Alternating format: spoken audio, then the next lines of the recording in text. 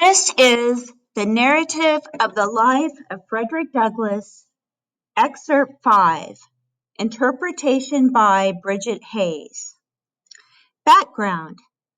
In January 1834, Frederick Douglass leaves Covey and begins living on Mr. Freeland's plantation. Mr. Freeland is a slaveholder who is less cruel and more tolerable than the previous one. Douglass starts a Sabbath school where he teaches at least 40 fellow slaves how to read. Slaveholders shut down the school. Douglass begins the year 1835 with a burning desire to escape to freedom in the North. At the close of the year 1834, Mr. Freeland again hired me of my master for the year 1835. But by this time, I began to want to live upon free land as well as with free land, and I was no longer content, therefore, to live with him or any other slaveholder. I was fast approaching manhood, and year after year had passed, and I was still a slave.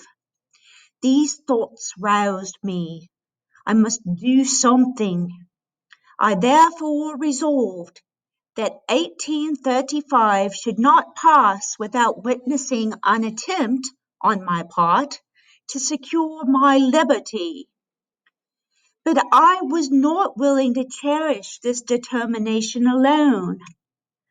My fellow slaves, many of whom I had taught in Sabbath school, were dear to me. I was anxious to have them participate with me in this, my life-giving plan. I therefore, though with great prudence, commenced early to ascertain their views and feelings in regard to their condition, and to imbue their minds with thoughts of freedom. I went first to Henry, next to John, then to the others. I found in them all warm hearts and noble spirits. They were ready to hear and ready to act when a feasible plan should be proposed. This is what I wanted. We met often and consulted frequently, and told our hopes and fears, recounted the difficulties, real and imagined, which we should be called on to meet. At times, we were almost disposed to give up and try to content ourselves with our wretched lot. At others, we were firm and unbending in our determination to go. Whenever we suggested any plan, there was shrinking. The odds were fearful. Our path was beset with the greatest obstacles, and if we succeeded in gaining the end of it, our right to be free was yet questionable. We were yet liable to be returned to bondage. We could see no spot this side of the ocean where we could be free. We knew nothing about Canada. Our knowledge of the North did not extend farther than New York, and to go there and be forever harassed with the frightful liability of being returned to slavery, with the certainty of being treated tenfold worse than before, the thought was truly a horrible one, and one which it was not easy to overcome. The case sometimes stood thus. At every gate through which we were to pass, we saw a watchman. At every ferry, a guard. On every bridge, a sentinel. And in every wood, a patrol. We were hemmed in upon every side. Here were the difficulties, real or imagined, the good to be sought and the evil to be shunned. In coming to a fixed determination to run away, we did more than Patrick Henry when he resolved upon liberty or death. With us, it was a doubtful liberty at most, and almost a certain death if we failed. For my part, I should prefer death to hopeless bondage. On the one hand, there stood slavery, a stern reality, glaring frightfully upon us, its robes already crimsoned with the blood of millions, and even now feasting itself greedily upon our own flesh.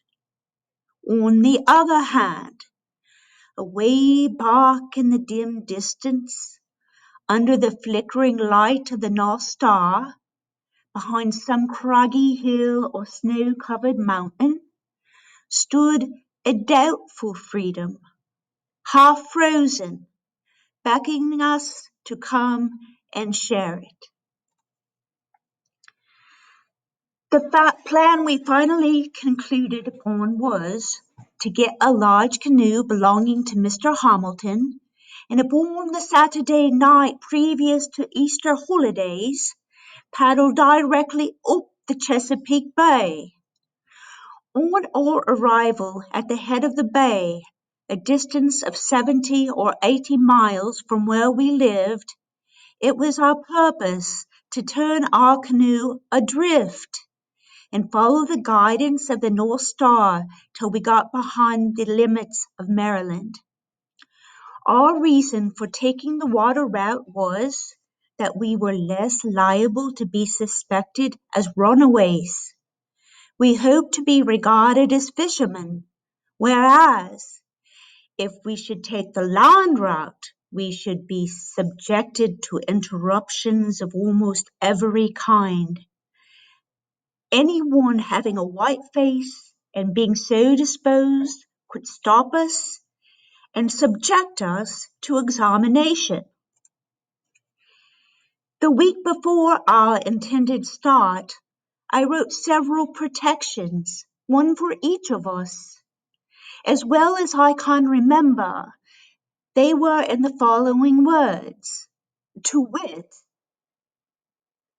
"This is to certify that I, the undersigned, have gotten the bearer, my servant, full liberty to go to Baltimore and spend the Easter holidays, written with mine own hand, 1835, William Hamilton, near St. Michael's in Talbot County, Maryland."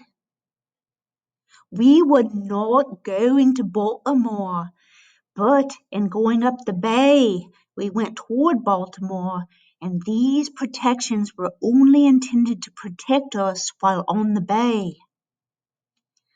After a painful waiting, the Saturday morning, whose night was to witness our departure, came. I hailed it with joy, bring what of sadness it might. Friday night was a sleepless one for me. I probably felt more anxious than the rest because I was, by common consent, at the head of the whole affair. The responsibility of success or failure lay heavily upon me. The glory of the one and the confusion of the other were alike mine. The first 2 hours of that morning were such that I never experienced before, and hope never to again. Early in the morning we went, as usual, to the field. We were spreading manure, and all at once, while thus engaged, I was overwhelmed with an indescribable feeling, in the fullness of which I turned to Sandy, who was near by, and said, "We are betrayed." "Well," said he, "that thought has this moment struck me. We said no more. I was never more certain of anything. The horn was blown as usual, and we went up from the field to the house for breakfast. I went for the form more than for want of anything to eat that morning. Just as I got to the house, and looking out at the lane gate, I saw 4 white men with 2 colored men. Mr. Friedland put his head in at the door and called me by name, saying there were some gentlemen at the door who wished to see me. I stepped to the door and inquired what they wanted. They at once seized me, and without giving me any satisfaction, tied me, lashing my hands closely together. I insisted upon knowing what the matter was. They at length said that they had learned that I'd been in a scrape, and that I was to be examined before my master, and if their information proved false, I should not be hurt. In a few moments they succeeded in tying John. They then turned to Henry, who had by this time returned, and commanded him to cross his hands. I won't, said Henry in a firm tone, indicating his readiness to meet with the consequences of his refusal. Won't you? Said Tom Graham, the constable. No, I won't, said Henry, in a still stronger tone. With this, 2 of the constables pulled out their shining pistols and swore by their Creator that they would make him cross his hands or kill him.